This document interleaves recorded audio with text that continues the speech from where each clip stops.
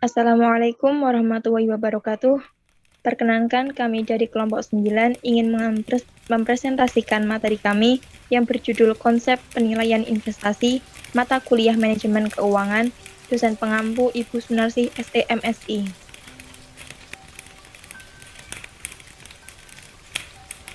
Kami yang beranggotakan 1.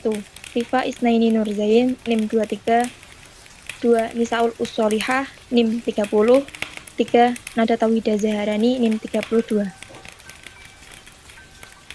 Baik, berikut paparan materinya.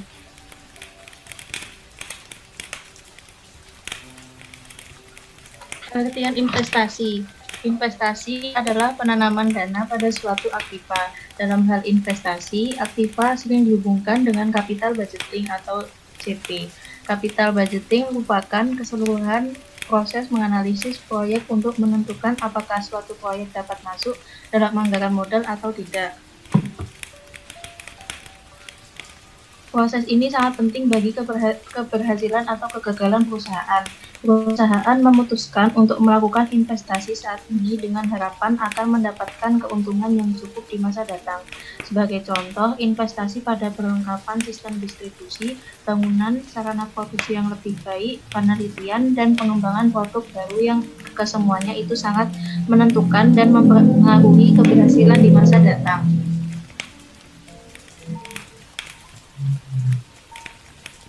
Kemudian proyeksi aliran kas. Aliran kas adalah aliran kas masuk dan aliran kas keluar atau setara dengan kas. Dengan kata lain, dalam melakukan aliran kas akan memberikan informasi tentang berapa jumlah kas yang tersedia untuk menjalankan aktivitas. Proyeksi aliran kas melibatkan berbagai variabel, individu, dan berbagai departemen atau bidang dalam perusahaan. Sebagai contoh, proyeksi penjualan dan harga jual datang dari bagian pemasaran sebagai hasil analisis atas dasar strategi harga, pengiklanan, distribusi, kondisi ekonomi, persaingan, dan kecenderungan pola konsumsi. Sementara itu, proyeksi aliran kas keluar yang berkaitan dengan produk baru umumnya disediakan oleh bagian produksi dan proyeksi biaya operasi diperoleh dari bagian akuntansi biaya, produksi, agen pembelian, dan bagian lain yang berkaitan. Peran utama manajer keuangan dalam memproyeksikan aliran kas ini meliputi pengkoordinasian berbagai bidang dan pengendalian proses estimasi untuk meyakinkan bahwa setiap individu yang terlibat menggunakan metode secara konsisten dan asumsi yang rasional sehingga tidak terjadi penyimpangan yang berarti.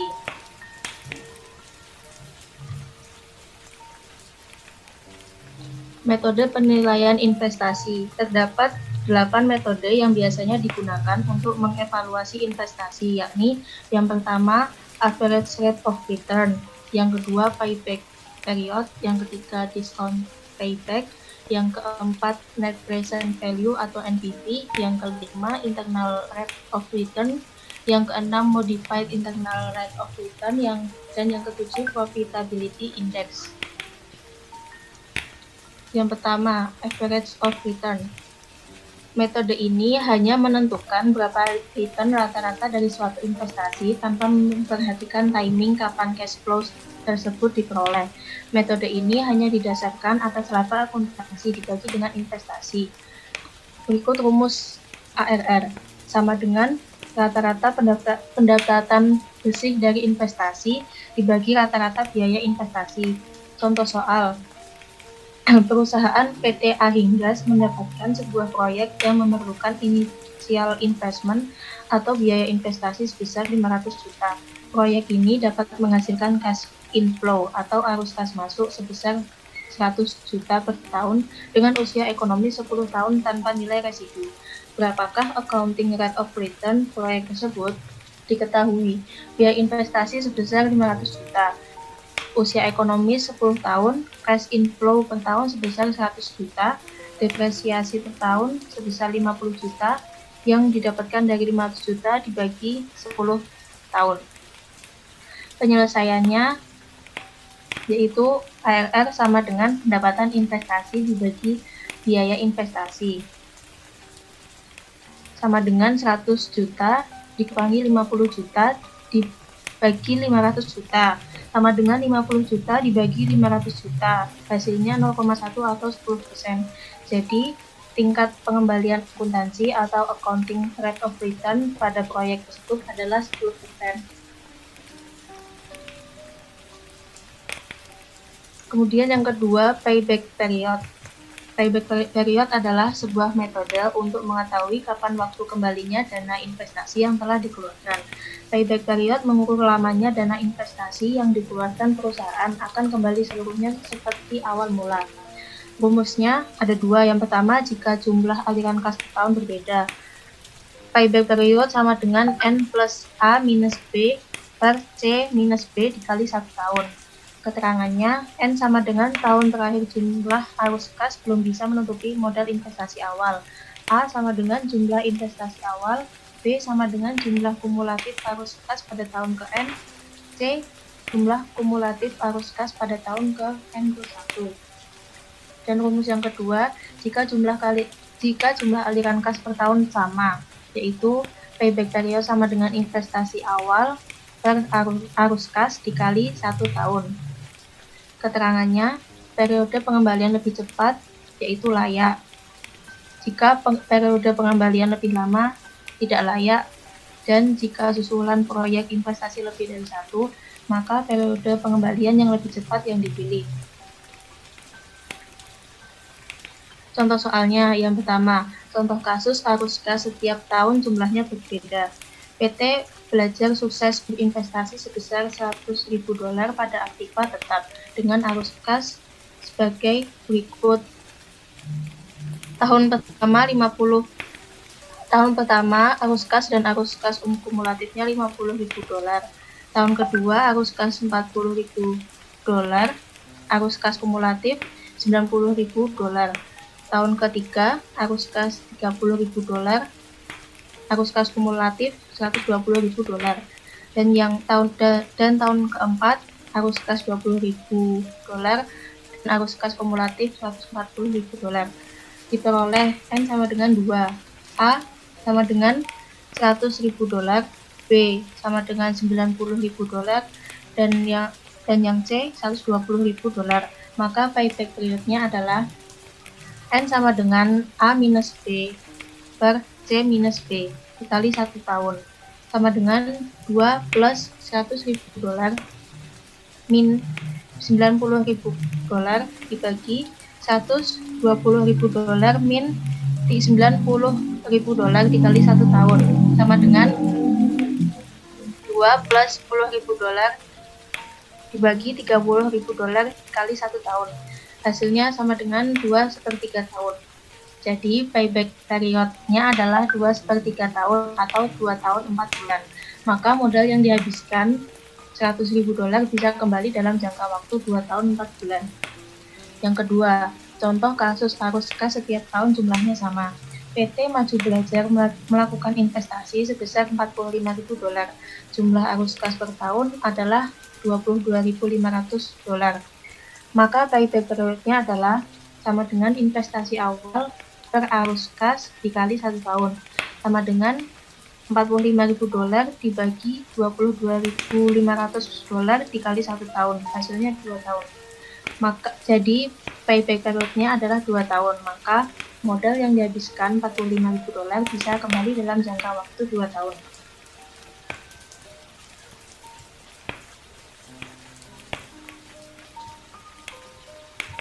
Yang ketiga, diskon payback. Pada prinsipnya, metode diskon payback ini sama dengan metode payback sebelumnya. Hanya saja untuk menentukan payback period tidak menggunakan aliran kas bersih, tetapi menggunakan aliran kas bersih yang telah didiskontetkan atau di-present value-kan. Misalkan diskon rate yang relevan adalah 10%, maka present value atau nilai sekarang aliran kas bersih proyek A dan proyek B adalah sebagai berikut. Sebagai catatan, dengan demikian discounted payback period untuk proyek A adalah 2 tahun, 8 bulan, dan 23 hari. Sedangkan diskon payback proyek B adalah 4 tahun 22 hari. Diskon payback period ini dapat diartikan pula identik dengan break even, dalam arti bahwa pada tahun tersebut sebenarnya proyek telah menghasilkan return atau keuntungan besar sebesar diskon rate atau biaya modalnya. Sedangkan payback period biasa tidak memperhitungkan return atau biaya modal yang digunakan.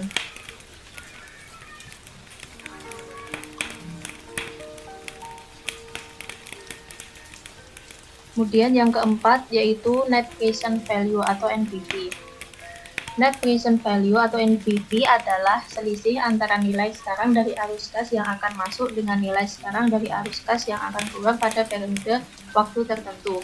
Rumusnya yaitu NPV sama dengan C1 per 1 plus R ditambah C2 plus 1 plus R pangkat 2 ditambah C3 per 1 plus R pangkat 3 dan ditambah dan seterusnya sampai periode T ditambah CT per 1 plus R pangkat T minus C0. Keterangannya NPV Net Present Value, CT arus kas per tahun pada periode T, C0 nilai investasi awal pada tahun ke-0, R sama dengan suku bunga atau discount rate. Contoh soalnya, sebuah perusahaan X ingin membeli sebuah mesin produksi untuk meningkatkan jumlah produksi produknya. Diperkirakan untuk harga mesin tersebut adalah 150 juta dengan mengikuti aturan suku bunga pinjaman yakni sebesar 12% per tahun. Untuk arus kas yang masuk pada perusahaan itu diestimasikan sekitar 50 juta per tahun selama 5 tahun. Apakah rencana investasi pada pembelian mesin produksi di atas dapat dilanjutkan? Penyelesaiannya yaitu NPV sama dengan 50 per 1 plus 0,12 ditambah 50 per 1 plus 0,12 maka 2 ditambah 50 per 1 plus 0,12 pangkat 3 ditambah 50 per 1 plus 0,12 pangkat 4 ditambah 50 per 1 plus 0,12 pangkat 5 dikurangi 150. NPF sama dengan 44,64 ditambah 39,86 ditambah 35,59 ditambah 31,78 ditambah 28,37 minus dikurangi 150. NPF-nya sama dengan 180,24 dikurangi 150. NPF sama dengan 30,24. Kesimpulan, jadi nilai untuk NPF-nya adalah 30,24 juta. Proyek tersebut bernilai positif, maka proyek tersebut dinilai layak untuk dijalankan. 5. Internal Rate of Return atau IRR. Internal Rate of Return atau IRR adalah tingkat bunga atau Rate of Return pada saat nilai sekarang dari net cash flow dikurang dengan investasi awal sama dengan 0. IRR menunjukkan tingkat keuntungan yang dapat dicapai dari investasi. Kriteria investasi menunjukkan bahwa jika IRR lebih dari social discount rate, maka usulan investasi diterima. PV investasi sama dengan PV aliran kas bersih. Dapat dirumuskan NCF 0 ditambah NCF 1 per kurung buka 1 plus IRR pangkat 1 plus NCF 2 per kurung buka 1 plus IRR kurung tutup pangkat 2 dan seterusnya sampai NCFN per 1 plus IRR pangkat N sama dengan 0. Rumus alternatif IRR adalah IRR sama dengan IR plus NPV IR per NPV IR min NPV IT dikali IT min IR dengan keterangan IRR adalah internal rate of return, IR adalah bunga rendah, IT adalah bunga tinggi, NPV IR adalah NPV pada bunga rendah, NPV IT adalah NPV pada bunga tinggi.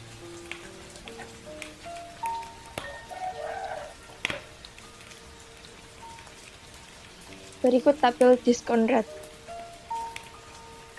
Lanjut.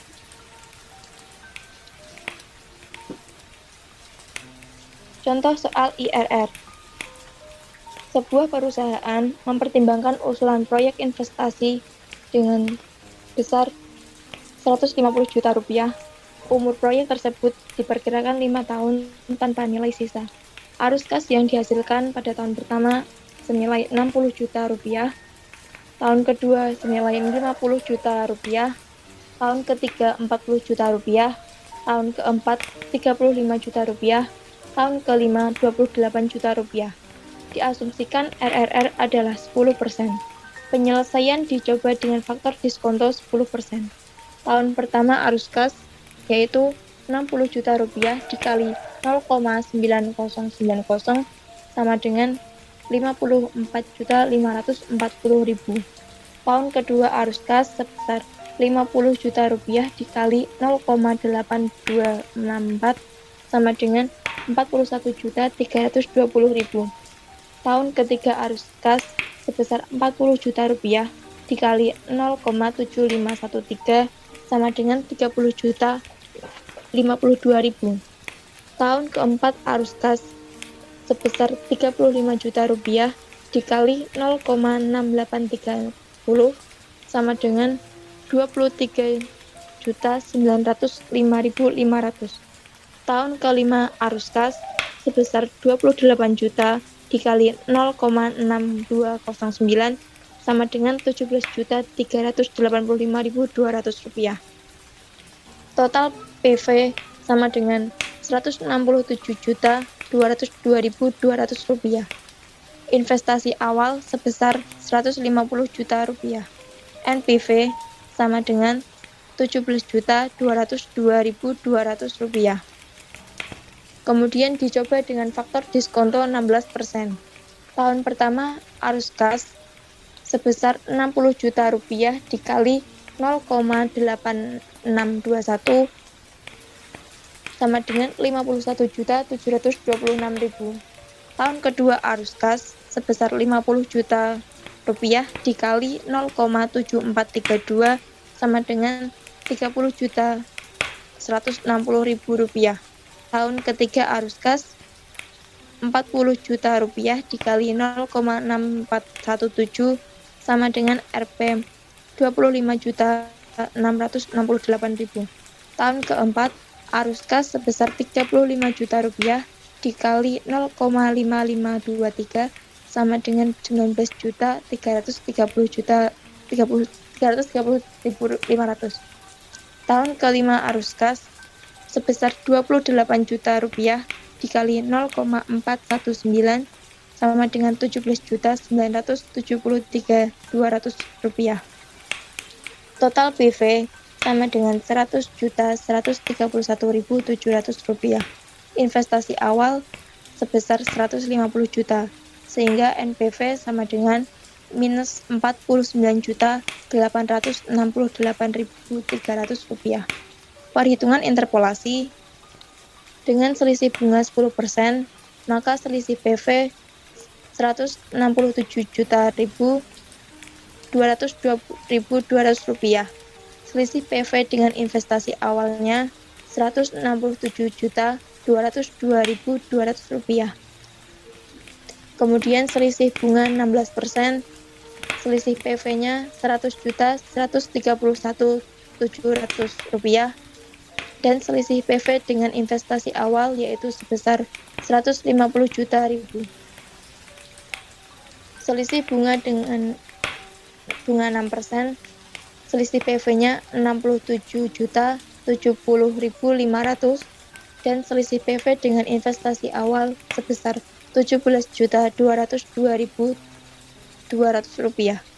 IRR sama dengan 10% ditambah kurung buka 17.202.200 rupiah dibagi 67.070.500 rupiah dikali 6%.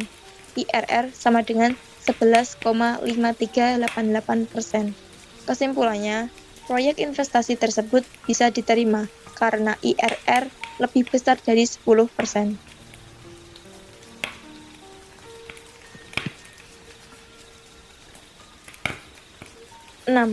Modified Internal Rate of Return atau MIRR. MIRR mengasumsikan arus kas dari semua proyek diinvestasikan kembali dengan tingkat pengembalian yang diisyaratkan hingga habisnya proyek. MIRR dapat digunakan sebagai indikator untuk mengetahui profitabilitas perusahaan. Dengan kriteria, jika MIRR lebih dari tingkat pengembalian, maka proyek tersebut dapat diterima. Jika MIRR kurang dari tingkat pengembalian, maka proyek tersebut ditolak. Rumus untuk mencari MIRR adalah PV arus keluar sama dengan CIF T kurung buka 1 plus K pangkat N min T per 1 plus MIRR pangkat N. Contoh soal, sebuah proyek investasi berusia 3 tahun dengan tingkat pengembalian 10% dan investasi awal sebesar $6.000 dengan arus kas per tahun sebagai berikut. Tahun pertama sebesar $2.000, tahun kedua $3.000, dan tahun ketiga $4.000. Tentukan MIRR. Jawab. CIF sama dengan 2000 dikali 1,10 pangkat 2 ditambah 3000 dikali 1,10 pangkat 1 ditambah 4000 dikali 1,10 pangkat 0. Maka sama dengan 2420 ditambah 3300 ditambah 4000. Hasilnya 9720.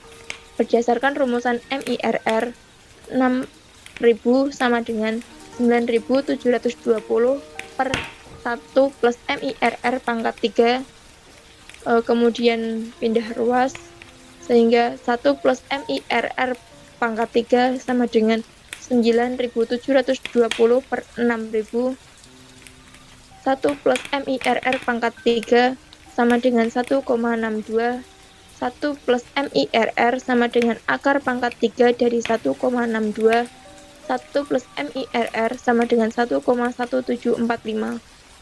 Kemudian dapat ditemukan MIRR sama dengan 0,1745 atau 17,45%. Dari perhitungan tersebut, proyek tersebut dapat diterima karena MIRR lebih dari 10%.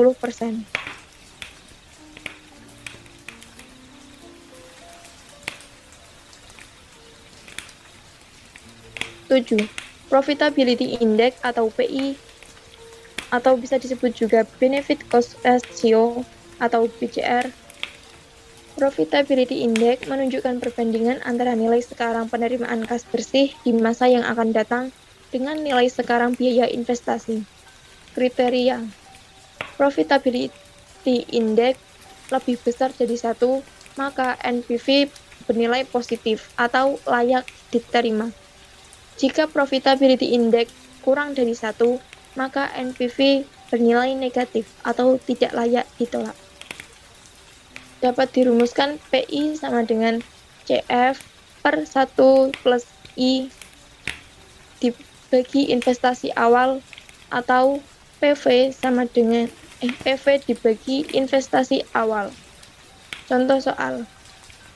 Seorang pebisnis menganalisis kondisi usahanya di mana nilai kas neto yang dimiliki dalam 1 tahun adalah 85.500.000 dari nilai kas yang dikeluarkan untuk kebutuhan investasi adalah 55.700.000. Maka berdasarkan data ini, hitunglah profitability index dan tentukan kelayakannya. Jawab. PI sama dengan PV per I. Sehingga 85.500.000 dibagi 55.700.000 dapat ditemukan PI sama dengan 1,535. Maka bisnis tersebut layak atau feasible.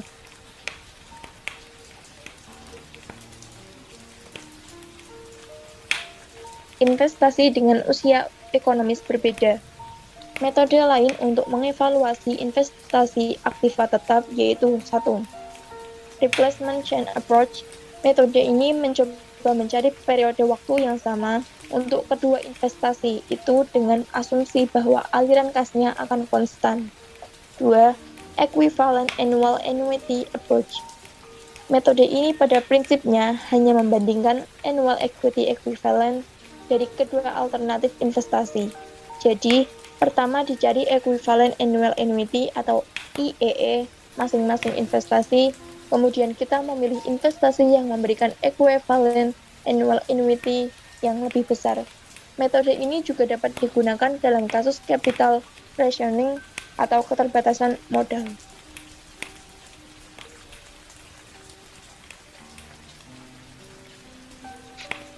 Adjust present value. Metode ini memisahkan net present value proyek menjadi dua. Yang pertama, net present value jika proyek dibiayai dengan modal sendiri, dan kedua, present value pembiayaan lain.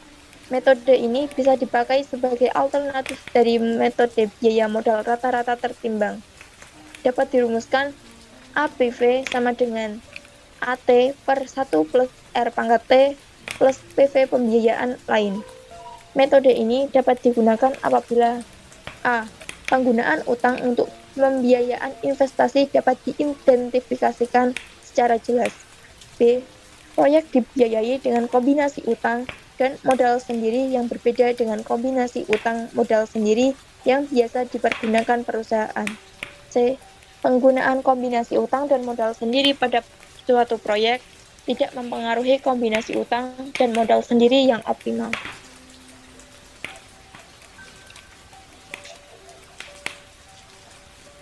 Pertimbangan risiko dalam investasi.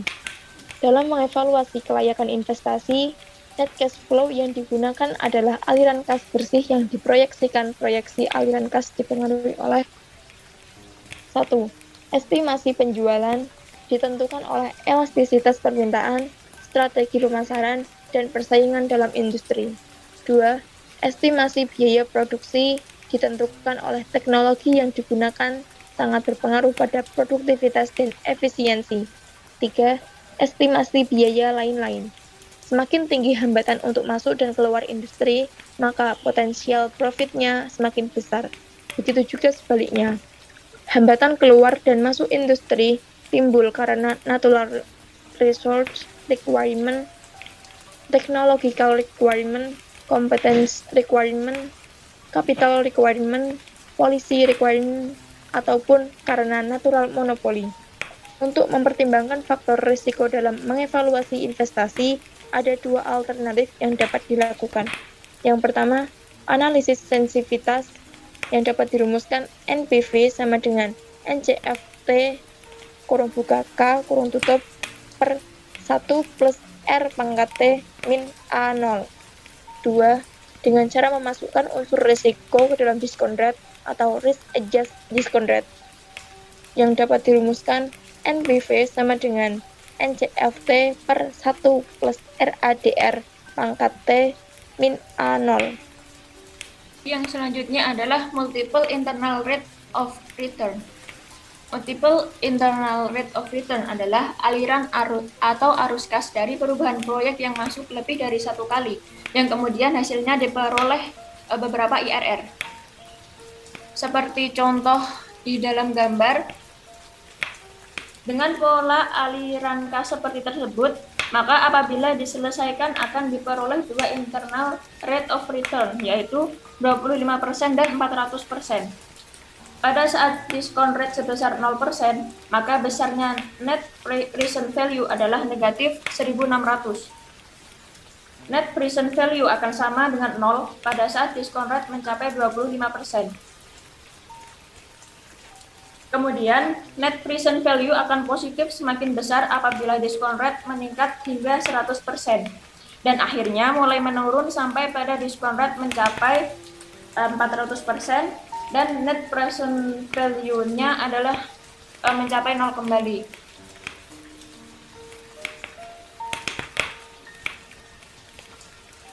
Yang selanjutnya adalah capital rationing. Capital rationing adalah keadaan di mana investasi aktiva tetap dibatasi oleh tersedianya dana yang dapat diinvestasikan pada suatu periode tertentu. Capital rationing digunakan perusahaan untuk mencari kombinasi usulan investasi yang memberikan profitabilitas atau memberikan net present value terbesar atau sampai batas dana yang tersedia itu habis. Contohnya yaitu Suatu perusahaan pengolahan kayu menghadapi 6 tawaran investasi yang menjanjikan keuntungan cukup besar. Dana yang tersedia sebanyak 500 juta dan keenam tawaran investasi tersebut mempunyai profitability index atau benefit cost ratio sebagai berikut. Di dalam tabel ini udah ada nilai investasi, ada profitability index dan ranking. Ranking itu diurutkan dari nilai investasinya yang terkecil dan profitability indexnya yang terbesar. Maka dapat kita simpulkan yang dipilih berdasarkan urutan profitability indexnya yaitu investasi pada kolom E, terus D, C, dan A dengan total investasi yaitu 80 juta ditambah 120 juta ditambah 140 juta ditambah 160 juta sama dengan 500 juta. Selanjutnya yaitu inflasi dan capital budgeting. Adanya inflasi mengakibatkan rate of return real menjadi rendah dan mengurangi minat perusahaan untuk berinvestasi. Maka untuk mengatasinya digunakanlah metode depresiasi, yaitu yang disebut pengurangan pendapatan kena pajak. Investasi penggantian. Investasi penggantian adalah mengganti aktiva tetap lama yang masih mempunyai umur ekonomis dengan aktiva tetap baru yang lebih menguntungkan. Nah, karena kemajuan teknologi, kadang peralatan dan mesin yang digunakan oleh perusahaan itu menjadi ketinggalan zaman atau out of date, padahal umur ekonomisnya itu masih cukup panjang. Aktiva tetap baru tersebut bisa lebih efisien sehingga dapat menghemat biaya-biaya yang dikeluarkan seperti penghematan biaya tenaga kerja, penghematan bahan baku, dan sebagainya. Yang selanjutnya adalah investasi dengan modal pinjaman. Investasi dengan modal pinjaman yaitu investasi yang dibiayai baik sebagian atau seluruhnya dengan utang atau modal pinjaman. Nantinya akan timbul bunga hutang yang akan berdampak pada laba bersih dan aliran kas bersih investasi. Nah, rumusnya yaitu net cash flow atau proceed sama dengan laba bersih setelah pajak ditambah penyusutan ditambah dalam kurung 1 min pajak dikali bunga. Contoh soalnya yaitu PT Citra Aditya merencanakan investasi senilai 20 juta selama 1 tahun. Investasi itu misalkan dibiayai 100% dengan utang dan bunga utang jangka waktu 1 tahun yaitu 18%. Pajak penghasilannya adalah 20%, sementara itu biaya tunai 1 tahunnya adalah 8 juta. Pendapatan bersih selama 1 tahun adalah 30 juta dan buatlah laporan rugi laba untuk investasi tersebut. Maka penyelesaiannya adalah diketahui pendapatan per tahunnya tadi 35 juta, biaya tunai 8 juta ditambah 20 juta sama dengan 28 juta. Terus ada laba sebelum bunga dan pajaknya 7 juta, bunganya 18% dikali 20 juta sama dengan 3.600.000. Laba sebelum pajaknya 3.400.000. Pajak 20% dikali 3.400.000 sama dengan 680. Maka diperoleh laba bersihnya sebesar 2.720.000. Nah, proceednya sama dengan laba bersih setelah pajak ditambah penyusutan ditambah dalam kurung 1 min pajak dikali bunga sama dengan 2.720 ditambah 20 juta ditambah dalam kurung 1 min 0,2 dikali 3.600.000, maka diperoleh hasil 25.440.000. NPV-nya yaitu 2.440.000 dibagi dalam kurung 1 plus 14,4% dikurangi 20 juta, maka diperoleh plus 2.237.